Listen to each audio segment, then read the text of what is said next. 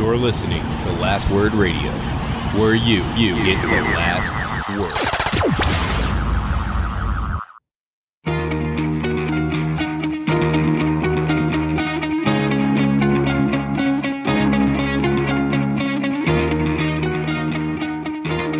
Welcome to the Fourth Line Podcast, part of the Alberta Podcast Network, powered by ATB. This is August the 19th, 2019. With you today is myself, Carl, the Stevie Nick. Another week, another nothing happening.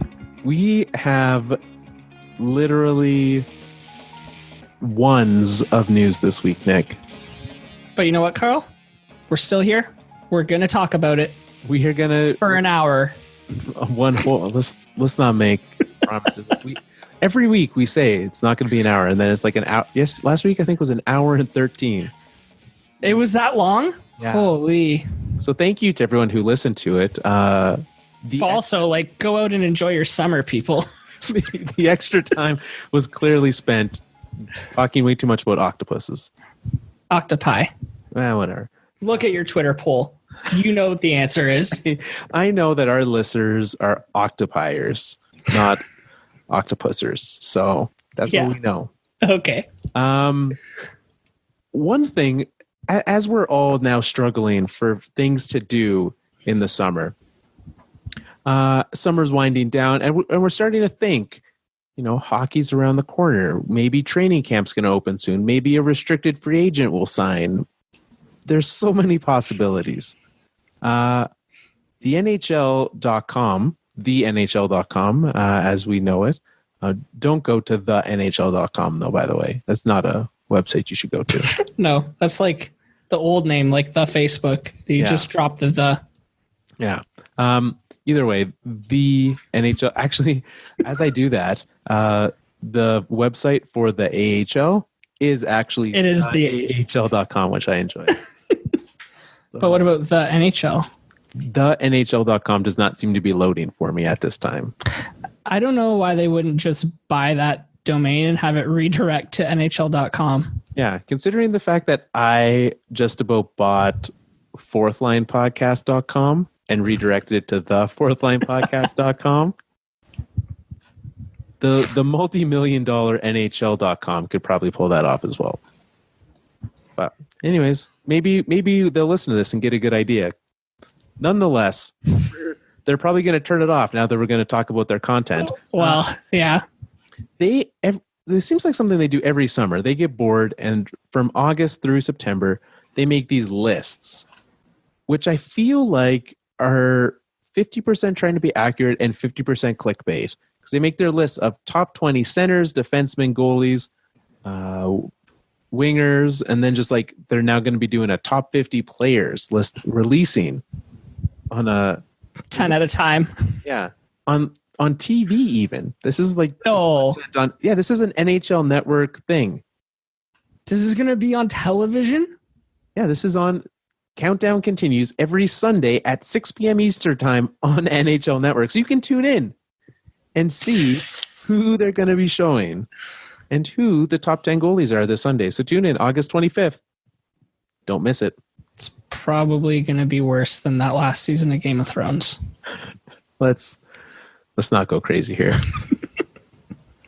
Let's not open that dragon hole, am I right? But you know what? The wrong person might end up on top in the end. So you never know. Because they can tell a good story. Yeah. That's the other thing, right? It's going to be like, is this a half hour for them to list 10 goalies? It's going to be, It's just going to be one of those like Sportsnet mishaps of the month clip shows. Which I watched that. All editing. Sure. Like, do you think Mike Johnson is going to stand in front of a camera and be like, next on the list is Connor McDavid? I assume that it's going to be like the draft lottery. Again, I've never tuned into this. I just see the list after. I assume it's like that. The envelopes. Yeah. If it's not, I'm disappointed. Well, now I am too. Yeah. So they've released the top 20 centermen, top 20 wingers, and top 20 defensemen. how do you first off, as just like a general concept, do you care at all this ranking? No, I don't. I probably am not going to read this whole article. Well, first off, they don't even give you a nice, easy to read list. They're just like, here's a paragraph about everyone. Just make me a list. Well, and the paragraphs are mostly just like stating their stats. Yeah. Things that I could write that. Yeah, and it would look much nicer in a table. Yeah, it would be. But here we are. I do know. I think on the show, if you tune in on the show, you get a table. Of course you do. So that's where's the subscription to NHL Network? That's why they want you to tune in so that you get that list. But okay, but here's my initial problem with these lists. Are we going to get into this right now, or do you need to do an ad? We'll do an ad after. Okay, so here's my initial problem with these lists. I've clicked on it, and the homepage says who's the best center, who's the best goalie, who are the top 50 players right now. Okay, then you click on one of them. I'm going to click on the top 20 defensemen. And the first paragraph is whether it's breaking up a big play, setting up a goal, or scoring on the power play, some defensemen can do it all. Like, is that the criteria for writing these lists? I get just the most well-rounded defenseman. Because to me, all this says is like, hey, guy, just write down like 20 defensemen that you think are good. And probably just take like the Norris voting from this last year. Right. And like skew it a little bit. There's like no criteria for what makes a defense. What do they have here? Brent Burns, number 1, better than Victor Hedman. Yeah. They state their stats and then have a quote about them. From someone who works on the network. Probably, yeah. Oh, it is. The first one, it's blah, blah, blah, blah, blah, said NHL Network analyst Ken Danico. Oh, yeah, well, there you go. It's hard to argue. He's a well-deserved number 1. That is not knowing how they're ranking it, right? Just like, I guess, who would you want on your team? If you're like, is this a cornerstone thing? It's just like who would I sign if given unlimited money, if money is not an object? A little more information would be helpful. Yeah, here's what we find important in defensemen. Which also, like, I guess from that side, it makes it much harder for us to sit here and critique it. Yeah. As much as we want, we can be like, well, it's stupid for you to have Gabe Landeskog ahead of Patrick Laine. Then it's like, well, is it? I don't know. I don't know what the goal of it is, right? If it's for this season, is it for their entire career? What is it? Yeah, it's true. Because you got a much bigger pool of work to work with Drew Doughty than you do Miro Heiskanen. Yeah. And then, if it is that sort of long term versus that, like, you should, there's a reason to maybe put a Jack Hughes-ish player on this list. Right. He's not. But, But should Ryan Suter be on this list? Top 20 defenseman right now? I guess whatever list it is, no, that should not be there. And, no, it shouldn't. And looking at this list, I also don't care what the list is. Elias Pettersson should not be the number 20 center in the NHL right now. No. You should have him over a lot of these players. Yes. Like, 20. No matter how you're ranking it, put him above Logan Couture. Just go and do it. Yeah, probably. So they do this, and that they have the lack of criteria, the lack of just like any sort of framework. But we have these lists, and this is why, Nick, we end up talking about octopi for 20 minutes instead of. I have to change it now. This is what our listeners asked. No, I asked. We asked. They answered, and so now I have to change to octopi. But that's why that's the content that we put out, because that's what we have. So it's either that or we just make lists also. So we could just make lists. Yeah. So I guess you get to pick which one you want. But Nick, before we get into the show, you mentioned that I should run an ad maybe. And so here I am running this ad. Just narrate you doing things. I'm running an ad now. This is ad time. This episode is brought to you in part by the Alberta Blue Cross Wellness Summit, a day to explore fresh perspectives and practices around wellness at work.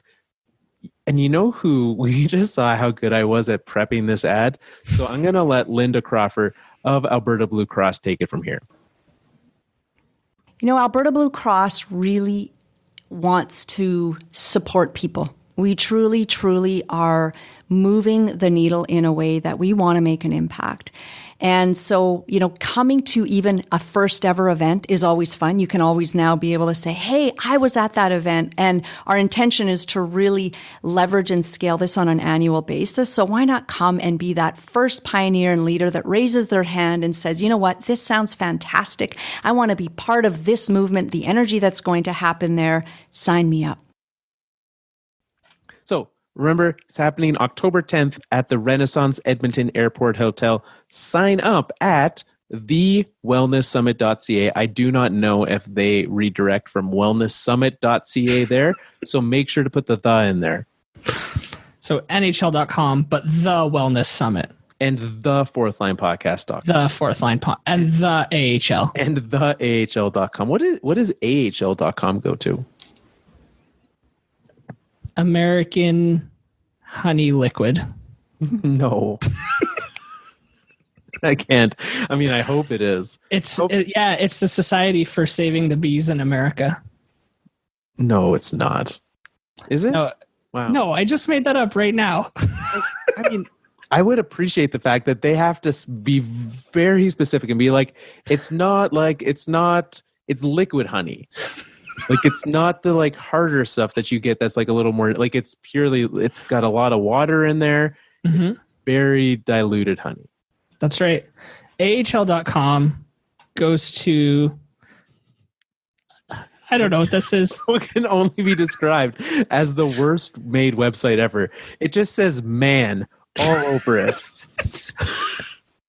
and yet it's not a group. It's not a website for men, from what I understand.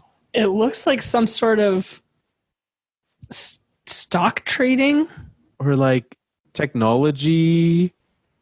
I don't know. It's called the Man Group, but then they have all these other things. The Man Institute. There's a heading for Man AHL. Yeah, introducing Man AHL technologies. That's the other thing. Is that like I think Man bought AHL. That seems like what it is. But who is the man? I don't know. And I don't know what AHL stands for. Show yourself, man. There's a lot happening here. We are a hockey podcast. So. Are we at this point? Okay. Before we move on from this top list, I would like to point out Mitchell Marner is rated as the number 5 winger in the league right now. I would say that's worth $13 million a year, wouldn't you? I mean, no. I would say no. But Carl, Sebastian Aho is rated the number 14 centerman in the league right now. Well, and there's twice as many wingers as there are centers. So being 5th is more impressive than being 5th on the wingers is more impressive. But like, look, they've got Leon Draisaitl listed as the number 6 best winger. He's only good because he's on Connor McDavid's wing. And that's pretty obvious. Right. There's a lot of people who just completely ignore that fact, like the Edmonton Oilers themselves. Yep. And the quote from this article is, wow, sky's the limit here with this guy too. For which one of them? For Draisaitl? For Draisaitl. Yeah. I mean, pretty inaccurate. And Mr. Rupp, who is that? Lindy? No, that's Lindy. No, Rupp. that's Lindy Ruff.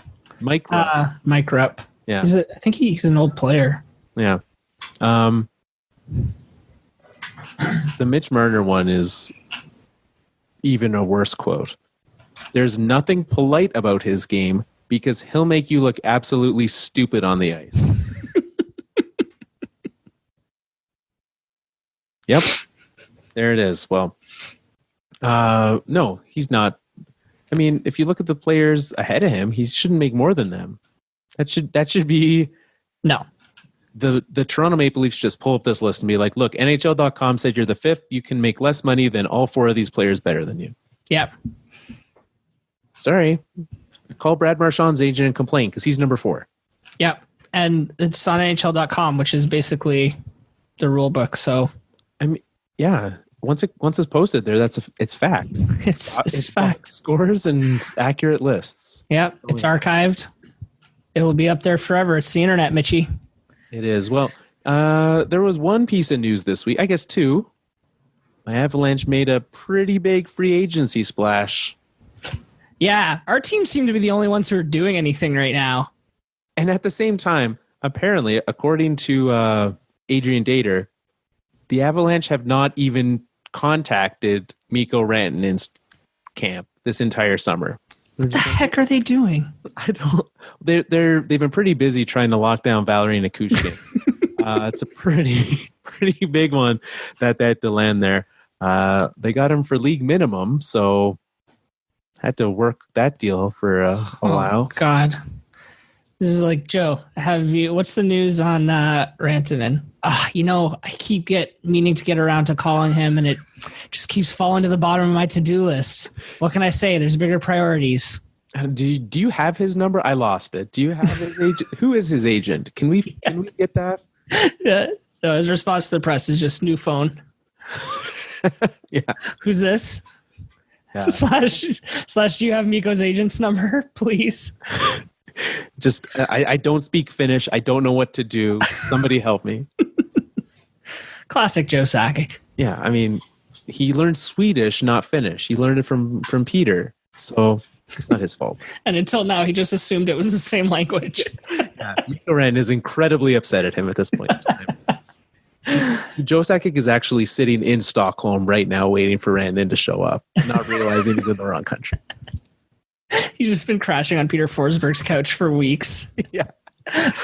Like, this isn't Finland. I don't know what you're saying. Yeah. He's like, oh, Peter, you're always such a joker back in the day. Yeah. So Nichushkin. Yep. He did not play in the NHL last year, did he? No. Former Dallas star made big money and did not live up to the hype there. But for league minimum, who really cares? Yeah, this is like the most appropriate use of low risk, high reward. Yeah. And so we're gonna do that. I mean, he did play 57 games in the NHL last year. I thought he did. He played for Dallas still. Last year in the NHL he played? Yeah.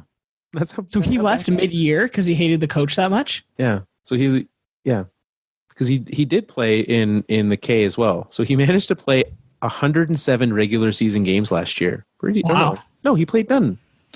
This list, Hockey DB is making me struggle. He only played in Dallas last year. He did not play in the K. So he just walked away from his team, wasn't getting along with his coach. Yeah. Walked away, and then just didn't play professionally last year. Interesting. Yeah. And now he's back. So we'll see how it goes. I mean, the Avalanche have previously signed players who are on like their last chance to make it work in the NHL. And Yakupov is no longer in the NHL. So we'll see how this works with Nichushkin. I think he'll be fine. 30-point scorer. Yeah. Be okay. Yeah, it'll be fine. Other news that happened this week, and this is a little bit bigger and actually inspired this week's Triple H. Yeah. So we'll get to some of that soon. We also have a guest coming up as well. So we do. We're going to chat about it. But the World Cup of Hockey, Nick, did you like the last World Cup of Hockey that they did before the season there? I thought it was okay. There was room for improvement. It was fun. I think I went to a lot of games because it was in Toronto, and a lot of the games were smack in the middle of weekdays, so tickets were really cheap. So I got to go to a lot of games. They did some things well. There was room for improvement on other things. Like maybe put the games in prime time next time. Yeah, right. the under 18 team or under whatever 23 or whatever it was. Yeah. That team was awesome. Yeah. Team North America. Team North America. I always thought Team Europe was kind of weird because they're like, we have all these countries that just don't have a lot of NHL players, so let's throw them all in together. Yeah. I do like that they found a way for them to be included though as well. Yeah. I mean, it's a good way to get Leon Draisaitl, the 6th best winger in the NHL, into the tournament. So, yeah, true enough. You have to do it. Can't leave him on the sidelines. No. So Chris Johnson reported this week that as part of the NHL CBA negotiations, it's looking like in 2021, which there's going to be a World Cup, which means there's not going to be a lockout. Apparently. I think that's, to me, that's the better sign from this news. Yeah, that they've been able to agree on this. That there's like positive progress being made. The phrasing they use is cautiously optimistic. NHL CBA talks could result in 2021 World Cup. Yeah, I mean, I think that's what they've been saying all along, that they've been playing that cautiously optimistic tune. If they're talking this early, that's a good sign. Very true, yeah. And we'll see, because, Don O'Fair also commented on it. And if you only heard it from one side, I would be a little hesitant to believe it. But he said, I'm not going to say anything, but he, at the moment it's really hard to make predictions, all that stuff. But the fact that there is comments that they're both willing to speak to the media about it, that does seem like, maybe we can cancel the lockout jokes, which is great, instead of canceling the season. That would be great. So World Cup of Hockey in 2020. 2021. And yeah. 2021. Oh, that's weird. Why wouldn't they have an international hockey competition in 2020? Oh, there's a different one happening in 2020, actually, Nick. Oh. Yeah. So the NHL is going to have 2 international hockey competitions 2 years in a row. No, I don't think so, actually. No. It actually is what? No, the Winter Olympics are 2022? Are they? I think so. Were they only in 2018? Yeah. That was like a year and a half ago. Man, it feels like 4 years ago. Yeah, Beijing is in 2022. So the year after, so they're actually jumping the gun. And so presumably this also leads to them still not going to the Olympics. I think they're going to go in 2022. You think so? Yeah, because I think China is a big market for them that they want to gain exposure in. That is the one way that it is. And actually, when you look up 2022 Winter Olympics, the first thing that comes up is NHL nowhere near a resolution on allowing Olympics, which is fair, right? They don't even have a CBA. They're not even close enough to playing hockey, let alone sending players over. So. Yeah, I do wonder, though, if the news of the World Cup coming out of CBA talks has repercussions on the Olympics stuff, because the Olympics has always been a sticking point for players that, whenever they talked about the upcoming CBA talks, the Olympics is always a big point of contention for them. So I wonder if they're releasing this news about the World Cup now, if they're pretty close to a resolution on the Olympics. Yeah, and I mean, I would love if they did both, right? Because the Olympics being in 2022, 2021 being the World Cup, you are able to do both of those. Yeah, for sure you could. Yeah, that'll be interesting, because I could see how the 2022 Olympics benefits the NHL. Russia, wait, where was it last time? Not Russia. Yeah. In 2018. I don't remember. Anyways, being in China benefits them. Yeah, exactly. And so we will see how that goes. Definitely. So, where is the World Cup going to be in 2021? I don't think that they've said yet. I assume it would still be in Toronto.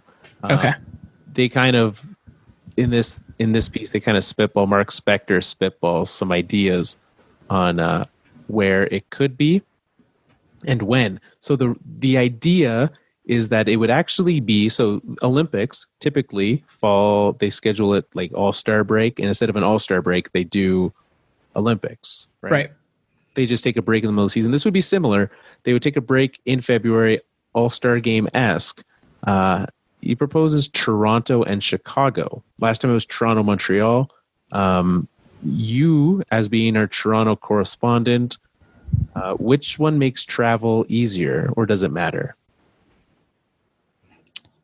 Travel for who? What do you mean? I guess you don't go anywhere until the finals, right? That's how they did it last time. I think the way they do it, is they have like 2 divisions, and they play their round robins in a city, and then they switch for the. Actually, I don't know. I don't know how they did it. Okay, well that is what the finals were in Toronto. Okay, so yeah, well maybe they do the finals. I seem to recall they did finals in Toronto and the playoff rounds in Montreal. Does that sound right? Yeah. And I think that's probably easier from a travel standpoint for players and everyone because you're not crossing the border. Yeah, true. Right? It's like same distance. Well, not same distance. Montreal's closer physically, but yeah. I feel like NHL players all have their Nexus cards. Crossing the border has got to be pretty easy for them at this point. They better. Imagine the one guy doesn't have it. Come on. Who would it be? I bet that on the let's stick to the Avalanche. I bet that it's probably Eric Johnson probably doesn't have his. Eric Johnson. Like, he just never bothered to get it. Yeah, and he's just like, yeah, I'm American. I play on an American team. I don't need to go to Canada. And it's like, no, you literally have to. It's part of your job. He's like, nope. And he's totally fine with slowing the rest of the bus down. Yeah. Now we got to go through the regular line, Eric. Thanks a lot, Eric. Do you know he's like a moderately successful racehorse owner? I didn't know that. Yeah. He's got a horse named Landeskog, which was putting up some pretty good races this year. Very nice. So he's the one who wouldn't have his Nexus. Yeah. Who's the player on the Avalanche who is most likely to forget to bring their Nexus and or passport? I would go with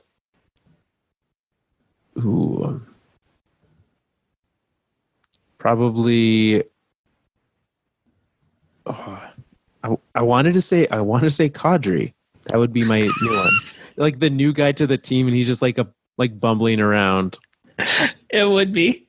Yeah. Yeah, it totally would be. Tavares probably texted Landeskog like, "Yo, you gotta keep an eye on this guy." Yeah. He's always gonna have. He's like, you know what? I'll just send you the second copy of the passport that I keep in my bag.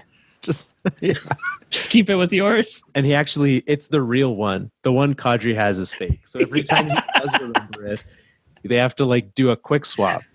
Yeah. But luckily, Nathan McKinnon is actually very good at quick change magic. So we're set. There you go. Oh, what were we talking about again? The World Cup. The World Cup and where it'll be. Yeah. So I really liked it. I mean, I'm a sucker for international hockey anyways, as it is.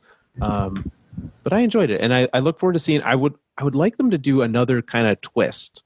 Like, because everyone loved the Team North America last time, right? It was 23 and under, whatever age they decide. I don't know what twists I want, but I want more gimmick. Don't do 3-on-3 though. Don't you dare do a 3-on-3. Not for the whole tournament. Don't do it, NHL. No, that would be bad.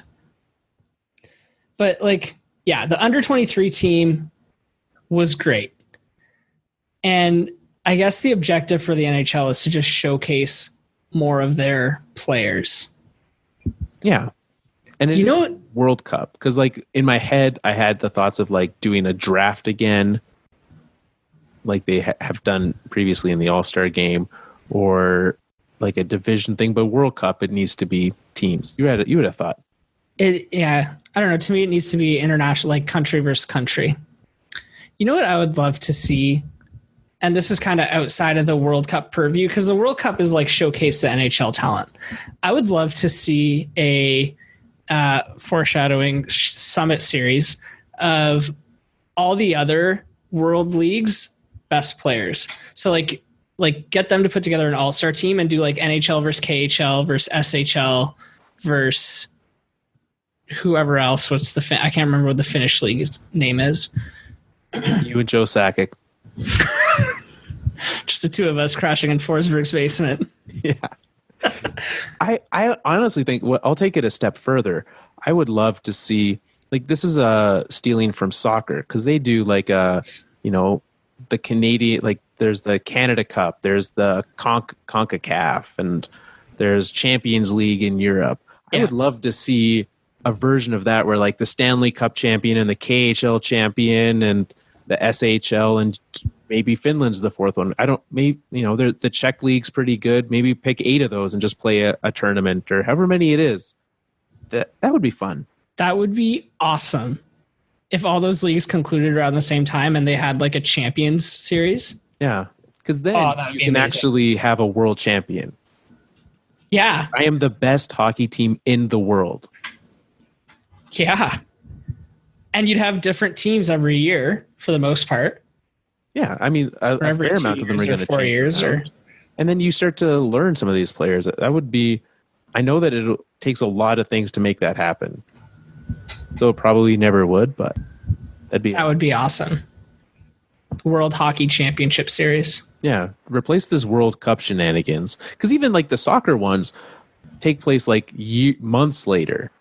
Yeah, it's not even close to being it. So you could, host that during All-Star Game weekend for all I care.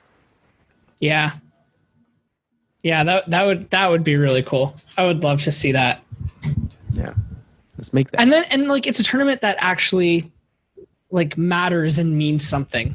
Yeah. Because the other thing to me with the World Cup is it had this like underlying feeling for me of like it's just a marketing thing for the NHL. They're kind of exhibition games that happen before the season. Yeah. And this time it'll be exhibition games that happen in the middle of the season. Right. Which is less, I don't know. Why isn't there the same amount of concern that players are going to hurt themselves during World Cup games as there is for the Olympics? Well, I think because the NHL wants the Olympics to pay for the insurance for the players. Right. Whereas if they have the World Cup, it's covered by their insurance already. It's covered by their insurance already, and they're making more money off of it. So they can foot the bill for extra insurance or whatever they may need. Gotcha. But anyways, what this leads to is Triple H. Time to play the game. Where we look at international hockey moments. International hockey is, country v. country, has been a huge part of hockey history. Whether it be Olympics, Summit Series, which we're going to get into, World Cups, even like the annual Christmas holiday tradition of the World Junior Hockey Championship. Every year we get pumped in Canada. I know the rest of the world slightly less. But like if you're into junior hockey and like watching prospects, that is a fantastic tournament. Yeah. It's one of the only times during the year where I actually sit down and watch prospects play. Yeah, for sure. Yeah. Especially when you're, not used to it. You're learning all the players from other teams. Anyways, fantastic times. What would you say is your like favorite international hockey memory? For me, it's the golden goal, the 2010 goal. It's just like everything was so perfect. That game, the tension, the disappointment when they tied it. It was like, for me, it was just everything. It was amazing. Well, and having this is what I mean, like the last time in Sochi when they had the Olympics without NHL players, I didn't care. I think I watched one Canada game that whole tournament. Yeah, me too. It was irrelevant, but the rest of the tournaments, like I remember in what was the tournament that we all woke up in the middle of the night to watch?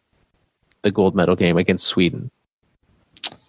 Was that the middle of the night, or was it like 8? Oh, probably West Coast. It would have been So that was Sochi. Yeah. Okay, that was Sochi. That was Russia. Yeah. Okay, then because that one, I think the game started for us at 5 a.m. I want to say. It was like 7:00 here. I know that the government had to like emergency change liquor laws so that they could open bars to play the games. Did they do that for you guys at 5 a.m.? Yeah, like bars open for F5. I assume, was that for you as well? Oh, yeah. Yeah. So, and that was, I was very tired, but it was fun and stressful. Oh my goodness. I've very rarely been so stressed in those games, but that's what I mean. Like Olympics, I remember all those things. My first memories of Olympics would be Nagano, where with Gretzky sitting on the bench. Yeah. Just incredibly disappointed. And that's my first foray into that. And Nagano was Dominic Hasek owning the Canadians, right? Yeah. Yeah. Yeah, I remember that. And I remember 2002. I just realized I haven't brought up Steve Yzerman yet this week. So 2002, Steve Yzerman won gold medal with Team Canada. Same year he won a Stanley Cup and Conn Smythe Trophy. That was a good memory for me. Getting a little teared up there. It's fine. I remember Joe Sakic winning that one as well. So yeah, he was on that team. So for me, but even before the Olympics, like World Juniors for me are like peak international hockey. That's where like the fervor of it started. Yeah, you get that every year, and you're watching that. And I love, this December 26th, I'll be tuning in to watch. Outside of that, like the World Cup was fine. Do you care about because there's the World Championships every year where it's like the best players who play on teams that are trash?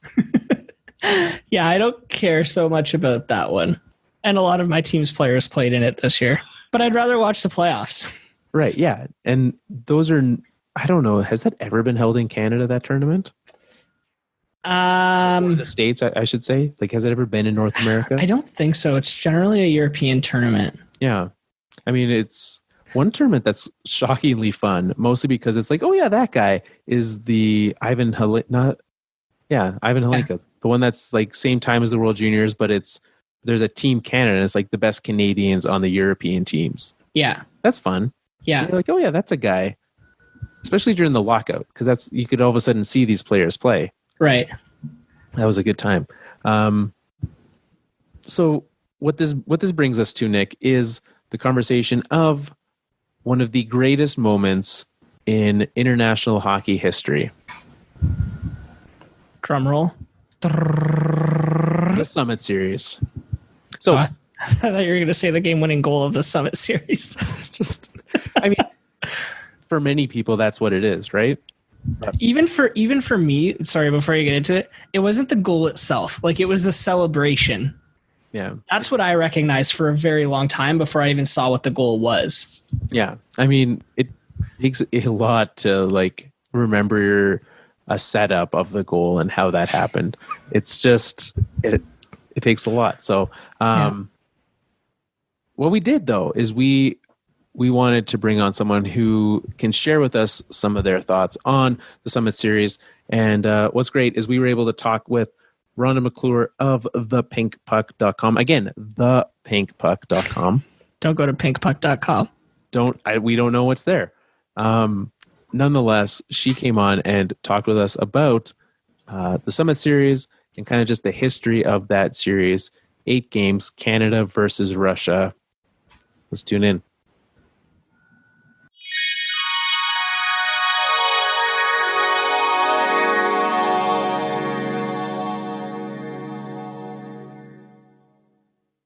Welcome back, everyone. As mentioned, we have Rhonda McClure, owner and editor-in-chief of thepinkpuck.com. Well, Rhonda, welcome.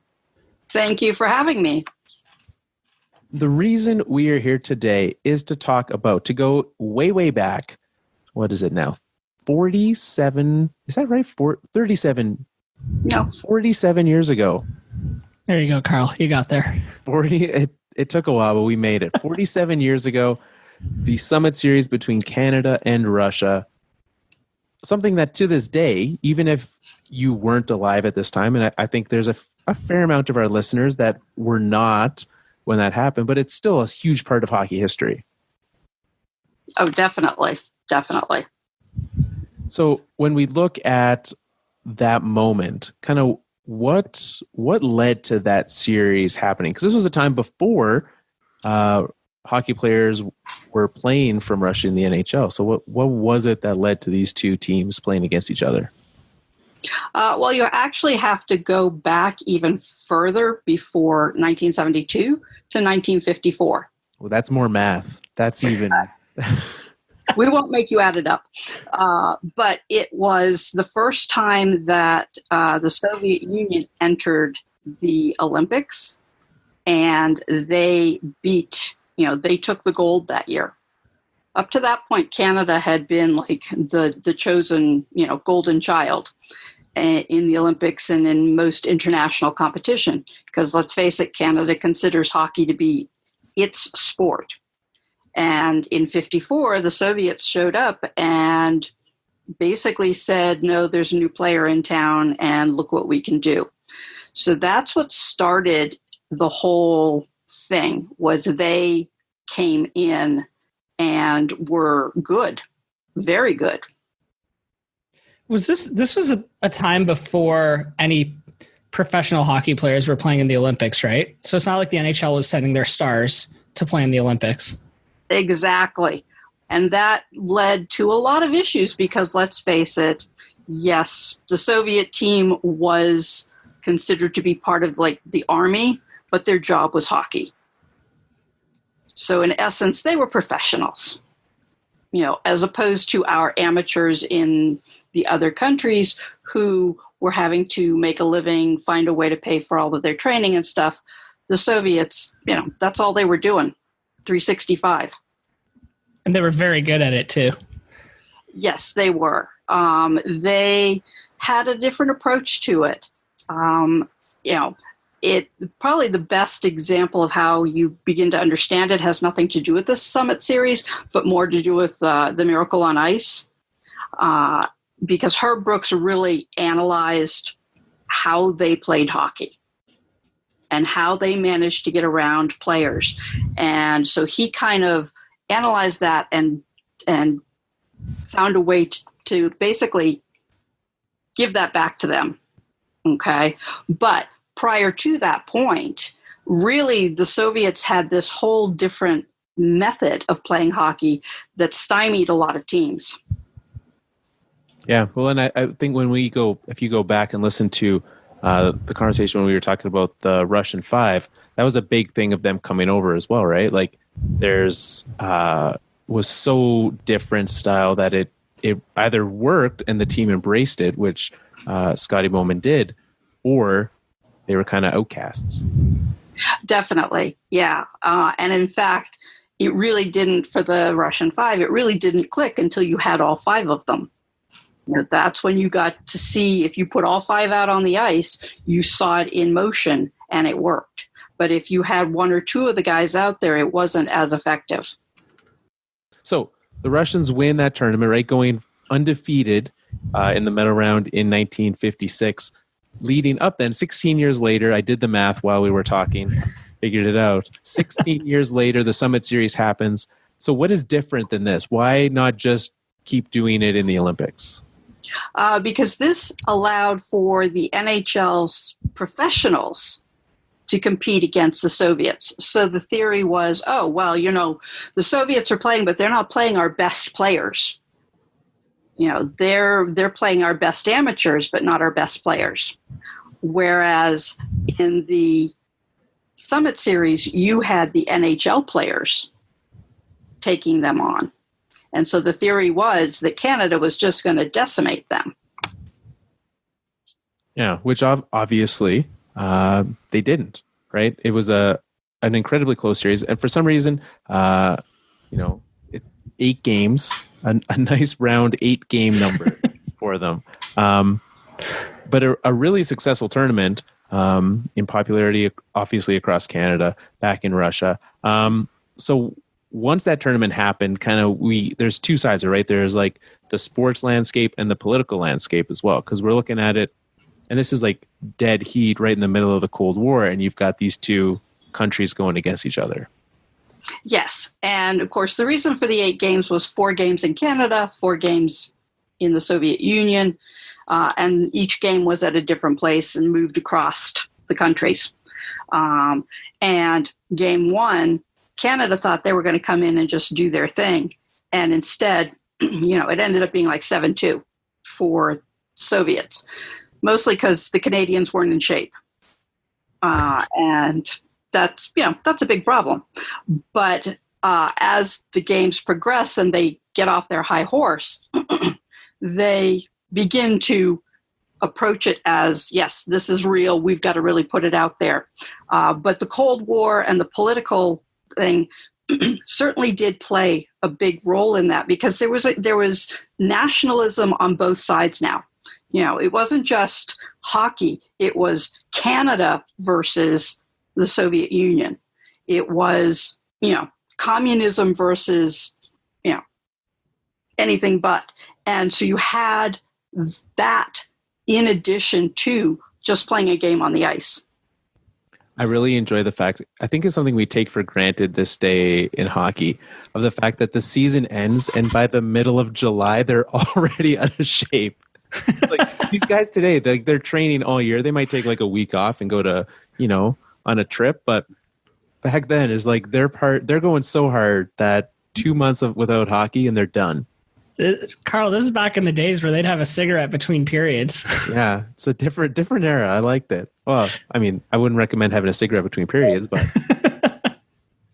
yeah, it was a whole different ball game back then. I mean, your NHL'ers came in totally out of shape and spent, a good 2 months getting back in shape during the season, whereas, the Soviets were in shape 365.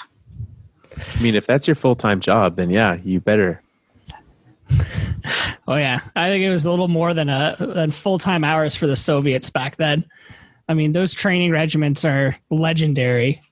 Yeah. Oh, definitely. And they talk about how during before one of the games during the 72 series that the Soviets practiced for 6 hours. That's a bit. It's a lot. It is. It was literally they didn't just practice and they didn't just come out and play for a couple of hours. This was like their entire defined life.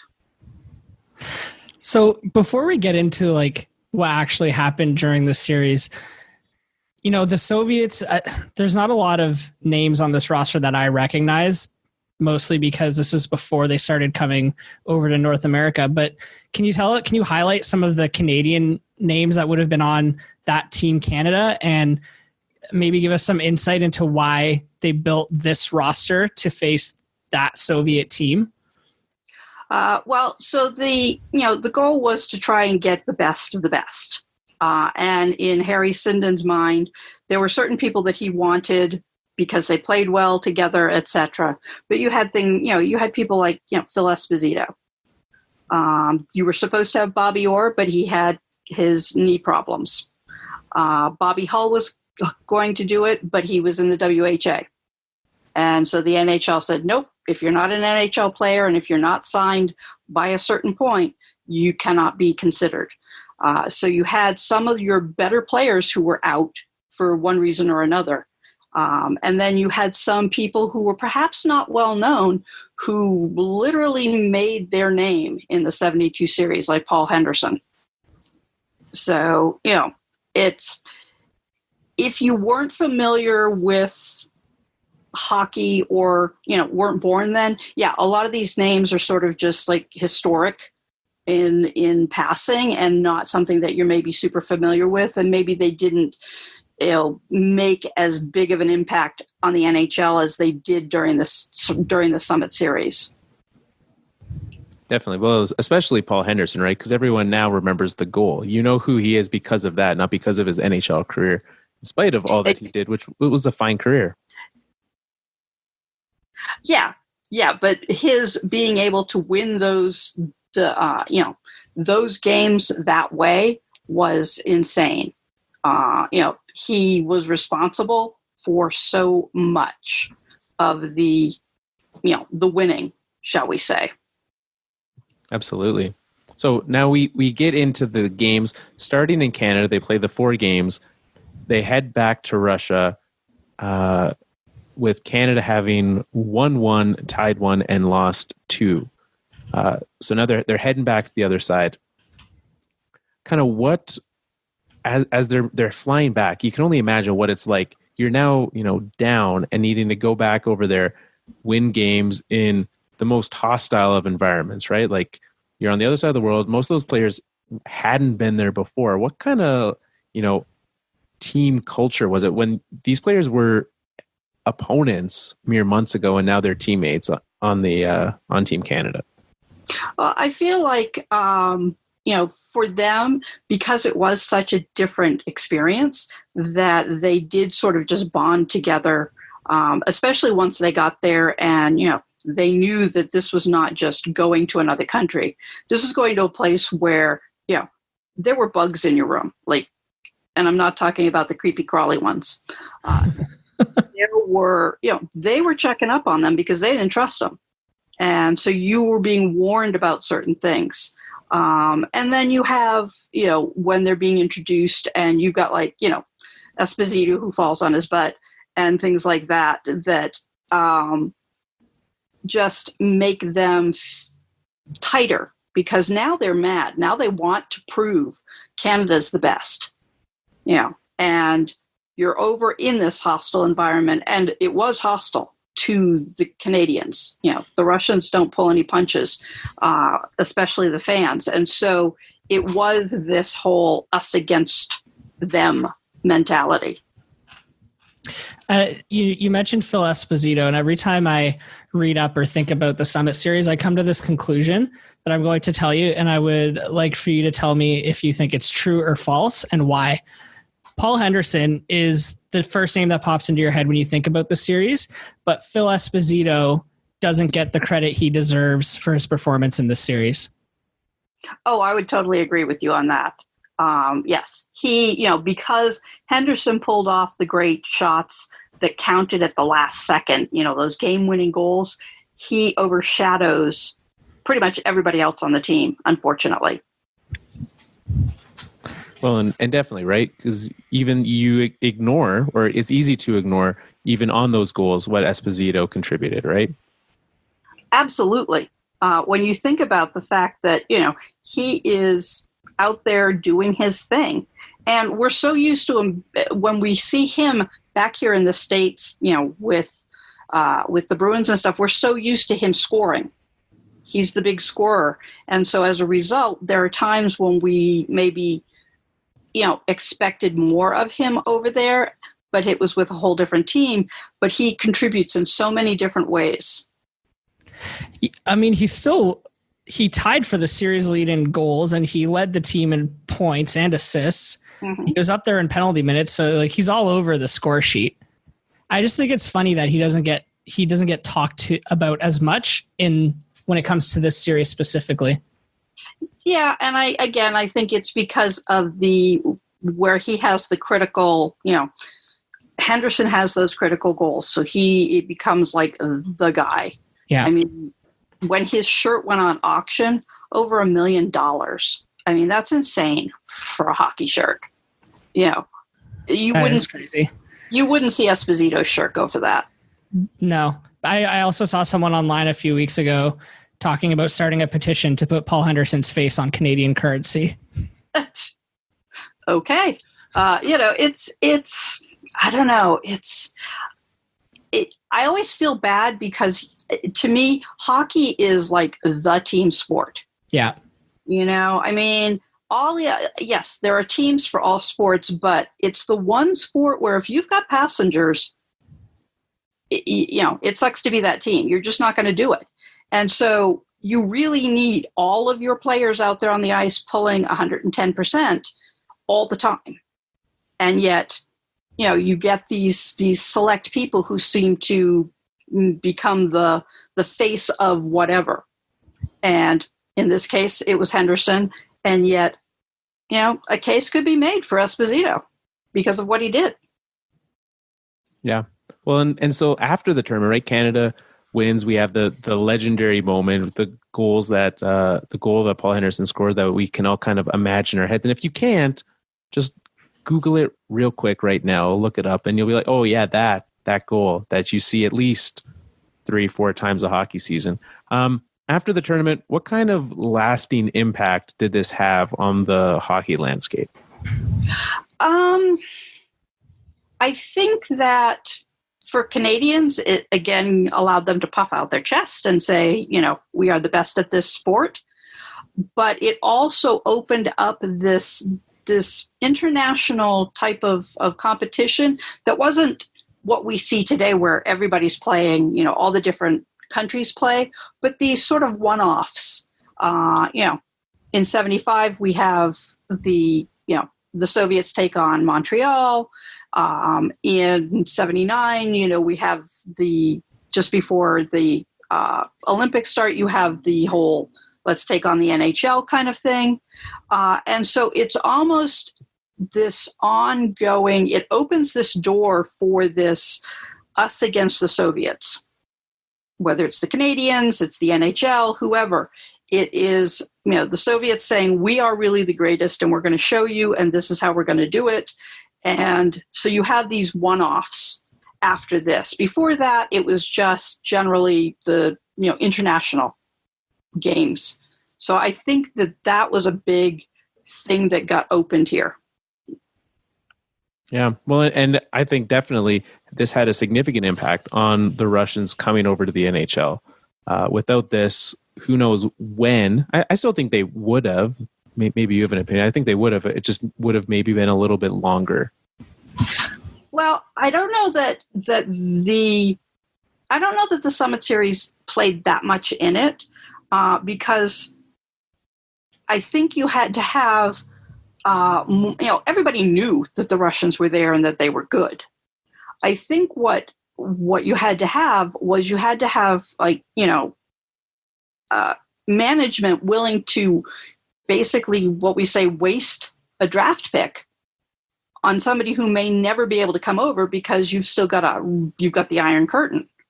And so I feel like, if anything, it showed a different approach to hockey that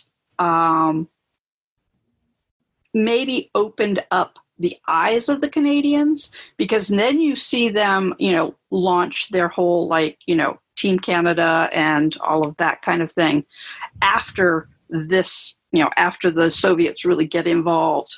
And, that's where we start to see things morphing, and maybe ultimately seeing the professionals enter the arena at the international, at the Olympic level. Well, and definitely the Russian game had a big impact for sure. So, Rhonda, thank you so much for being here today. It was a lot of fun. If you have not, you can go to thepinkpuck.com. You can check out more there on the Summit Series. There's tons and tons of documentaries on YouTube. Books out there. Summit Series is well documented as well. So go check it out if you want some more. But Ron, why don't you let us know where we can find some of the work that you're part of? We do have the pinkpuck.com, which is, everybody's like, why pink? And it's basically the women's approach to hockey. And not so much that we think that we're better, but we tend to approach it differently from men because of the way we look at things. And so we notice things that are happening on the bench, or we notice, disagreements out on the ice that maybe somebody else isn't seeing, or something behind the play. So we really, felt like there was no market for the female voice, and not the, I think he's cute voice, but the actual hockey, analysis voice. So that's why we exist, and we cover everything from college all the way up to international. In fact, we were in Korea last February for the Olympics. So we do a lot of different things, interviews, game recaps, all sorts of different things. Yeah, great site. And I love the fact that you do, provide a different perspective, and a place for women to, do their writing, to share that. It's a great site. Make sure to check that out. thepinkpuck.com, and you will not regret it.